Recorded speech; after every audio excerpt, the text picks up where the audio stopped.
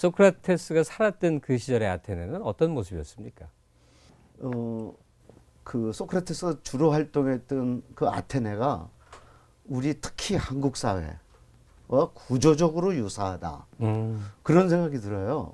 물론 이제 그 사람들은 뭐 그 토가 입고 샌들 신고 또 뭐 마차 타고 다니고 영화에서 봤던 그 장면이 이렇게 그려집니다. 그렇겠죠. 예.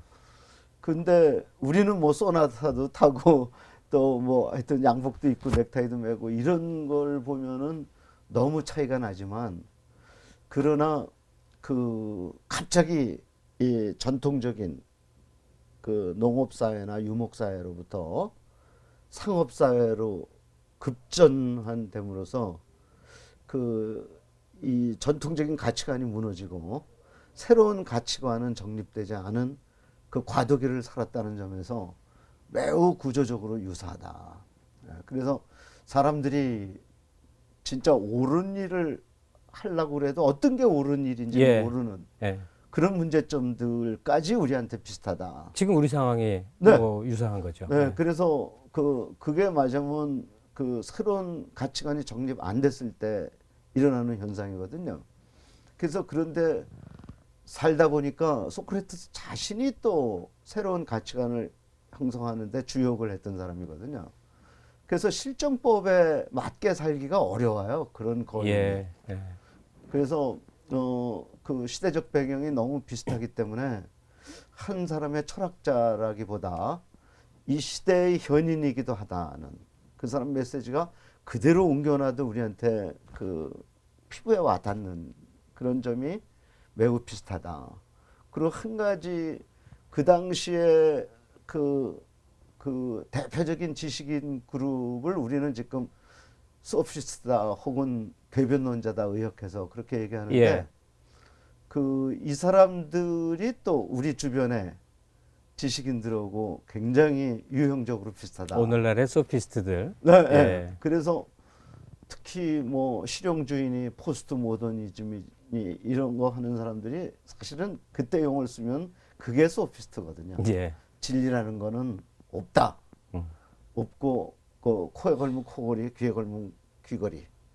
그리고 성과만 좋으면 좋은 거다.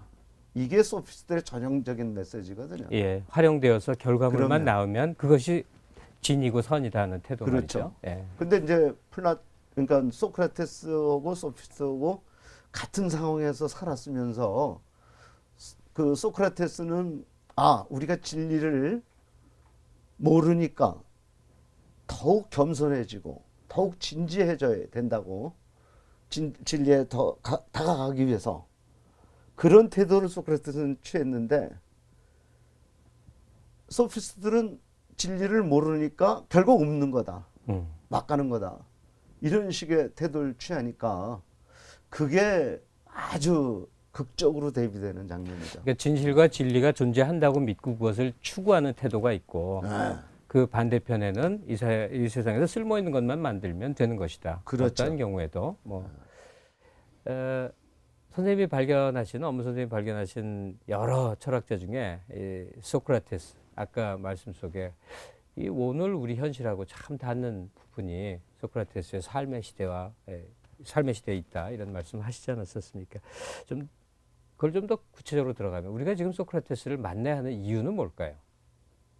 그래서 뭐 일단은 그 메시지 자체가 네, 그 당시 사람한테 실감 났던 것처럼 우리한테도 만약에 이 구조적으로 유사하다 그러면은 우리한테도 실감 난다.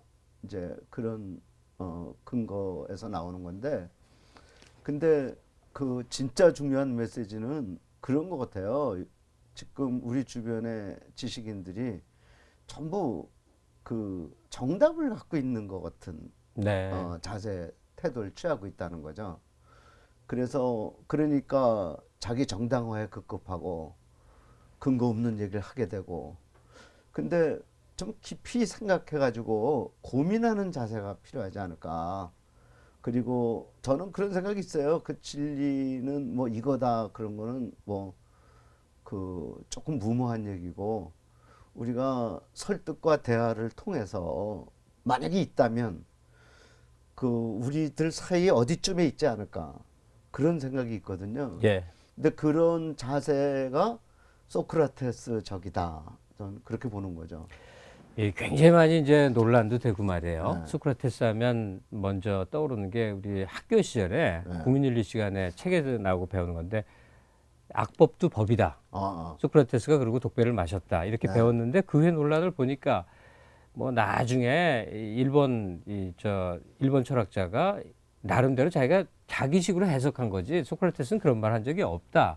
뭐 구구하게 굉장히 많은 얘기들이 있더라고요. 또는 뭐 상당히 그 불온한 그 의미가 담겨 있는 것이다. 네. 정치적으로 시대의 사람들을 예속시키기 위한 메시지다. 뭐 여러 말들이 있어요. 그러니까 우선 소크라테스가 그런 말을 한 적이 있습니까? 악법도 법이다. 그러니 지켜야 그러니까 한다. 예를 들면은 그런 말을 한 적이 있냐는 질문을 그 받을 때 예, 학자로서는 이제 문헌을 그 플라톤 그러니까 이제 되게 소크라테스에 대해서 우리가 알고 있는 거는 주로 그 플라톤의 플라톤의 저작들이죠. 대화록을 예, 통해서고 그 이제 뭐 크세노폰이라고 있어요. 크세노폰이라는 사람은 조금 이렇게 공평하게 얘기하는 사람이거든요. 예, 그 사람이 조금 연배도 비슷하고 그래서 메모라빌리아 그 회상록이라고 번역할까요? 예. 거기에는 이제 좀 이렇게 공평한 근데 플라톤이 쓴 거는 일단은 거의 우상숭배에 가깝거든요. 소크라테스를 그렇게 해요. 그래서 이제 가령 그런 전거에 어떤 대화 그걸 그대로 받아들인다 그래도 그 대목이 있냐 그거를 찾아야 되거든요. 그 액면 그대로의 그 예, 표현이 그 있느냐. 악법도 법이다. 법이다라는 대화가 나오냐 그거는 그 전문가들도 못 찾죠. 예, 없다는 그리고 얘기네요. 그렇다면. 근데 이제 그러한 사실로부터 함축하는 의미가 뭐냐? 예, 그거는 이제 해석하게 달린 거거든요. 근데 그 말이, 그 센텐스랄까, 그 문장이 발견되지 않는다는 것은 객관적 사실이고, 예, 그러나 함축적으로 이 사람이 그 취한 태도나 행동이나 사고 이런 거를 전체적인 그 대화록의 그 중요한 그 맥락을 찾아가지고 해석할 때 얼마든지 그런 해석이 나올 수 있죠. 그러면 명시적으로 그런 발언을 한 적은 없으나 그의 태도가 그것이었다면 네. 그 의미는 뭘까요? 그래서 그걸 좀 그러니까 이제 오해하지 않도록 그걸 그 설명을 조금 드려야 되는데 그러나 중요한 거는 악법은 법이 아니다라고 말한 구절도 없어요. 네, 예, 근데 사람들은 악법은 법이 아니다라고 말한 것처럼 해석하는 학자들이 있고 예, 또 악법도 법이다라고 해석하는 학자들이 있다는 거죠. 그래서 그거를 나무랄 수는 없어요. 애매한 점이 있으니까. 예, 근데 제 입장은 뭐냐 하면은 여러 가지 정황으로 봐서 이렇게 소크라테스가 준법 정신이 강했다. 그것만은 분명히 얘기할 수 있어요. 네, 그게 뭘 보면 알 수 있냐면 얼마나 자기 조국인 아테네를 사랑했는지 소크라테스가 이제 그 대목을 보면은 거기에 국법이 물론 악법이라고 명시하지는 않았지만 비록 자기가 마음에 들지 않더라도 자기를 해치더라도 지켜야 된다는 신념이 있었어요. 그러니까 그 시대가 정한 공동체 약속에 네. 충실하는 삶을 사고자 했다. 그렇죠. 그런 넓게 주장을 보면 하셨군요. 그렇게 얘기하는 거죠. 예, 그게 반복적인 얘기입니다만 우리한테 던지는 메시지가 상당히 크겠군요. 네. 악법은 인간이 만든 거니까 좋은 법으로 고쳐야 되지 않느냐 이런 주장을 많이 합니다만 또 이 소크라테스는 자기 삶을 통해서 공동체가 어떤 약속을 정했다면 그것은 내가 나를 희생해서라도 지키겠다 이런 태도를 보였다는 거예요. 그 법은 사람이 만드는 거 아닙니까? 그렇죠. 예. 그리고 신탁이 아니죠. 그럼요. 예. 사람이 만드는 거고 만들 때는 다 선법이죠. 그러나 시대가 가고 이해관계가 달라지고 법으로 결국은 기능하지 못하는 시기가 오지 않습니까? 그렇죠. 그러면 가만히 있어도 악법이 되는 거죠. 음. 근데 아까도 말씀드렸다시피 그 소크라테스가 살던 그 시대가 격변하는 시대였잖아요. 그리고 더군다나 그 말하자면은 그 민주주의의 산실이라고 그래가지고 그 말하자면 민법이 따로 있고 또 평의회가 있고 그리고 또 배심원이 따로 있고 예. 그런 와중에서 어떤 결정을 내릴 때 흥분할 수도 있고 이제 그런 와중에서 그거가 법이라고 고정되기 참 어려운 경우가 많이 있다. 예. 그 실제로도 그 변명이라는 대화록을 보면요, 그 아테네 시민들이 그 500명의 그 배심원들이 모여가지고 상당히 호의적이었어요. 처음에 존경하고 소크라테스를 재판하던 시절 할 때, 얘기입니까? 예. 그 당시에. 예.